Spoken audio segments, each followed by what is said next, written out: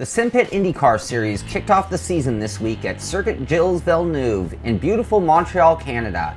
The track measures in at 2.71 miles or 4.36 kilometers in length.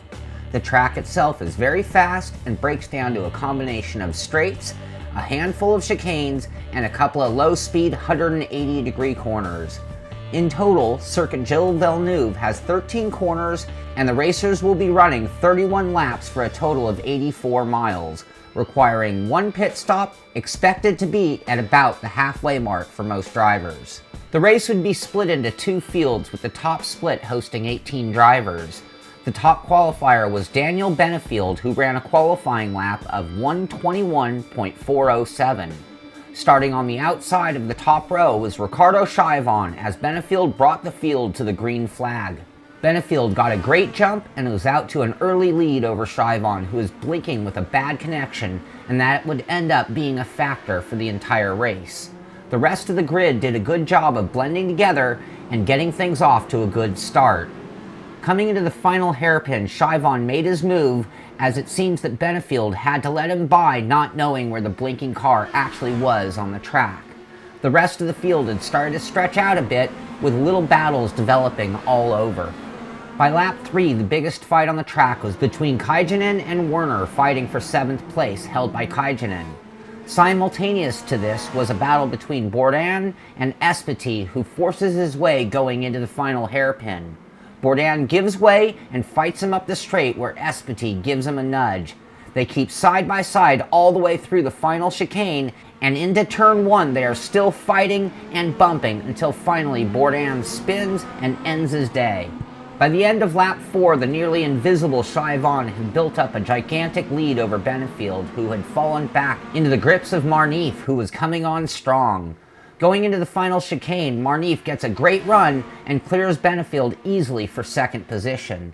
Benefield would then have some trouble and end up hitting the wall of champions rather hard, and it would have him struggling with the car from that point on.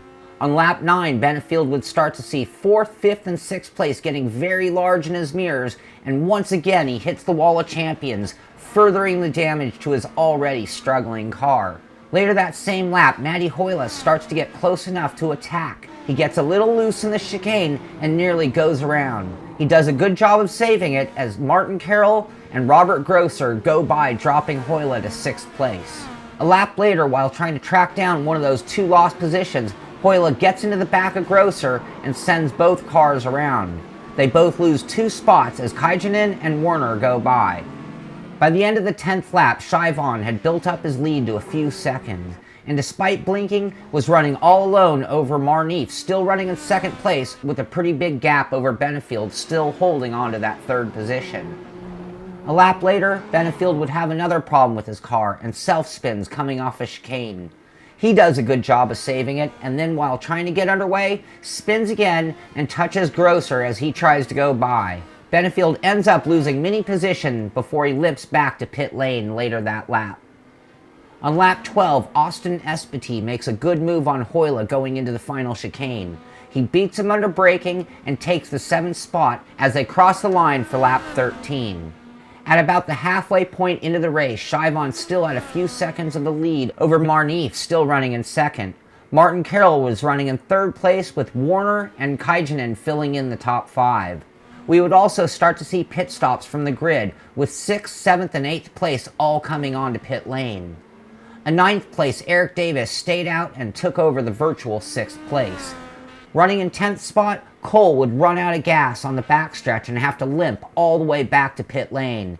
This allows Burgess to take over the 10th spot. In that battle for 6th, Espiti wins the race off pit lane and gets a jump on Hoila, who is right behind. Grosser was a little delayed on pit lane and comes out a bit behind the battle that he was in the middle of previously. On lap 16, Marnif in 2nd, Carroll in 3rd, and Werner in 4th all come to pit lane. Marnif has a good lead on Carroll and Werner, who are still running in close proximity. Chaivon stays out all alone. Elsewhere on the track that same lap, Henger spins coming off of the chicane. Then on lap 17, the leader Chaivon comes into the pits with a huge lead. But when he exits the pits, He still has a lead, but you can now see the car of Marneef looming in the distance in second place. Also pitting on lap 17 was the 15th place of Kajanen. As he comes off pit lane, the hard-charging Espity gets by going into turn 2, moving him up to the 5th position. By lap 23, Marneef had pulled up to within a few car lengths of Chivon as the battle for the lead started to heat up with only 8 laps left in the race. By lap 25, Espity had now reeled in Warner, and a fight for 4th place began. Going into 1, Espity gets to the side of Warner and holds that as they enter 2 side by side. They have a slight touch coming off the corner, and Espity wins the battle. Kajanen takes a look to the inside, but then he thinks the better of it. However, a moment later, he spins the car and ends up losing 2 more positions with very few laps left in the event. With 5 to go in the race, the battle between Chivon and Marneef continues on. That same lap, Cole self-spins, taking himself out of the race.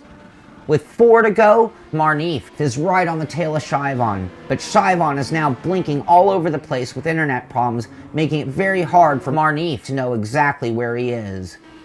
Then with 2 to go, Chivon's still blinking, but Marneef is still there. Also with 2 to go, a great battle for 5th place begins between Warner and Hoyle. Coming to the line for the white flag, Chivon has slightly stretched this lead over Marneef. Coming off the final corner, he spins and almost slams the inside wall. Marneef goes by and ends up taking the white flag as the leader of the race, with not a car in contention and less than 3 miles away from the finish. Heading into the final lap, the battle for 5th continued on, until when going into turn 1, Hoyle gets a slight wiggle under braking and loses just enough ground to not be able to put up a fight for Warner. Nigel Marneef would go on to win by 6 seconds over Chivon, who led nearly all of the race and finished in 2nd place. Martin Carroll would finish a strong 3rd position, followed by Austin Espity in 4th, who moved all the way up from a 13th starting position. And the top 5 was rounded out by Andreas Werner. Next week, the iRacing IndyCar Series runs the oval of Auto Club Speedway. If you would like more information on the series, please head over to thesimpit.com and click on the Simpit Indycar Series. See you next week, and congratulations once again to Nigel Marneef on his outstanding win.